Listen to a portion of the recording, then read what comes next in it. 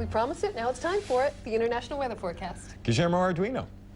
So can we have rain in the desert? Why not? Make it happen. Unbelievable. Yeah. But there is a problem that we often see in Australia as well when it rains in the desert, when we have a tropical cyclone. The soil is not used to absorbing water, so it floods very easily. And that's what we saw in the Emirates. And if you have been following President Bush's visit to the Middle East and Al Ghorani and all of our reporters there, you may have noticed that it was cold here, it was rainy, and especially here in the Strait of Hormuz that we've been talking about so much. Here in the Emirates is where we see this. Thanks to an iReporter, Hussein Kefel from Dubai. So I have like 5 pictures. In the last show, I showed you 3. I added 2 more, day and light. So this is an extraordinary thing. But December, January, and February are the months when we see rainfall in the Emirates. And then it's dry, totally dry for the rest of the year. So are we going to see any more rain? Probably not.